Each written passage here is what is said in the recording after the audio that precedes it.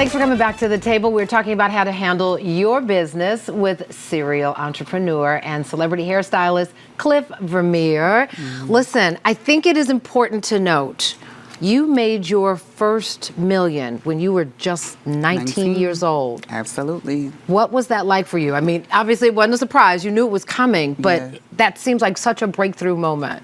It felt like a breakthrough moment, but I feel like I've never really took the time and like celebrated myself. I just always worked super hard. So when they said, "Oh, you made $1 million," I'm like, "Okay, what's next?"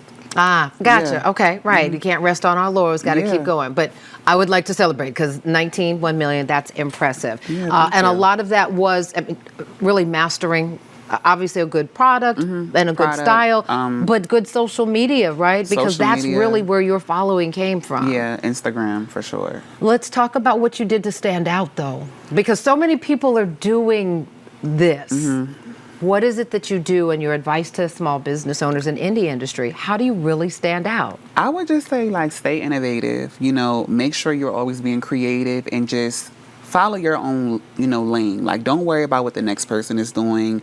Always try to be better than you were yesterday and just perfect your craft. Because one thing I was always known for was my super sleek, shiny, polished hairstyles. And then I had, products to brand that. And how did you figure out the product part? Because were you like mixing stuff at the house? No, I wasn't mixing stuff. What I was doing is when I was like 15, I met a chemist and we kept sending stuff back and forth. I'm like, no, I don't like that. I want you to do this. I want you to add this. I don't like how this makes the hair feel. How did you, because I'm locked in at 15 meeting a chemist. How did you make that connection and know what you were looking for? See, when I was 15, everybody wanted a piece of Cliff. Like, literally. Like, everyone was reaching out to me. And I remember just going through my emails, and the chemist emailed and was like, hey, I think you should have your own product. And I'm like, Yeah. But anything I sell, I want to make sure it's good. Gotcha. And this is where Femi comes into play. This is where we are, yes. And this was, what year did you start Femi?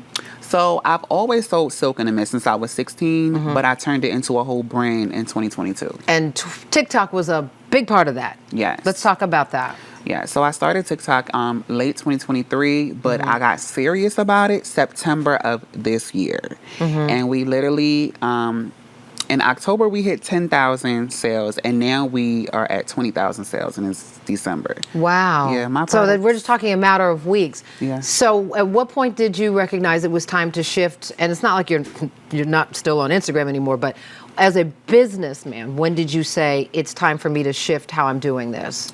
I just feel like go where you're appreciated, like where people really appreciate the content, where people are really buying, where it feels organic and natural, when you could post and people can gravitate towards you. Right. Go with that. And I feel like TikTok for Black business owners, for me, your market, you know your audience is what it sounds like you're saying as well. You said that there have been some hard lessons learned, though. And you've been really candid about this. Things aren't always working exactly the way you want them to. And you had to learn what you didn't know how to do, right? Absolutely. Explain. It could just be like a matter of things. It could be like, as far as like, I'm going to give you a prime example. We just had a big mega live, over 2,000 orders, right? Okay. We ship through USPS, all the carriers or whatever. For some reason, packages keep getting lost. We're not talking 1, 2, 3, 4, 5 packages. We're talking hundreds of packages. Oh, wow. So what happens as a business owner is like, I'm responsible for those losses. So I've lost product.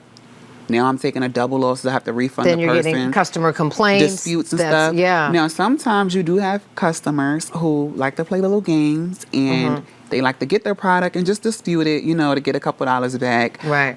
But that's why, as a business owner, you have to stay organized. Make sure you always have all your documents, because when you win those disputes, people will know, like, okay, I can't play with Cliff. I can't play with this. He on it. Yeah. I want to hear more just about the decision to go away from big brand partnerships, right? Because at one point, everybody's, okay, you said everybody wants a piece of Cliff. Yeah. But then you said, enough. Cliff is going to work for Cliff. Right. There's still a risk there. Yeah. How did you know when, and how did you make that shift? I just felt like, instead of taking, like, to me, I feel like chump change. Instead of taking chump change from brands, I wanted to do something long term.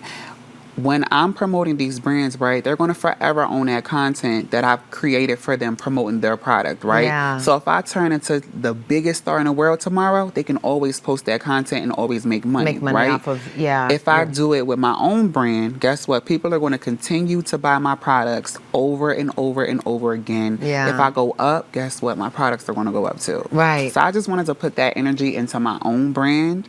And it's been great. Yeah, I want to ask you, we got just about a minute left. So many small business owners put so much stock into social media. And you say that's a good thing, but what's the plan for you in terms of just direct sales to customers, and what's the lesson about?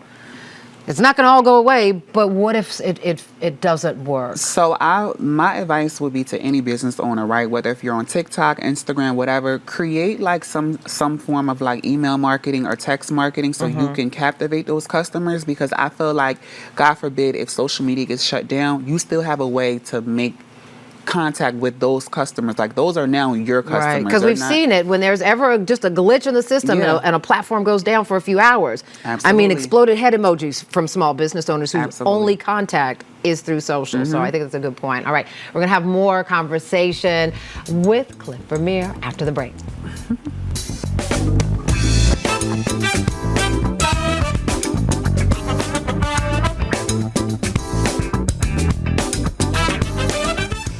Thank you so much for watching. I really appreciate it. And I really want to thank you for season 3 of Portia. It's because of loyal viewers like you that we keep getting to share this daily dose of positivity all across the country.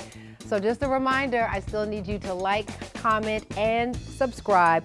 And go ahead and tell your friends. You can catch us now in Orlando, in San Francisco, in Atlanta, and all across the country on Fox Soul. Tell your friends. We'll see you soon on Portia.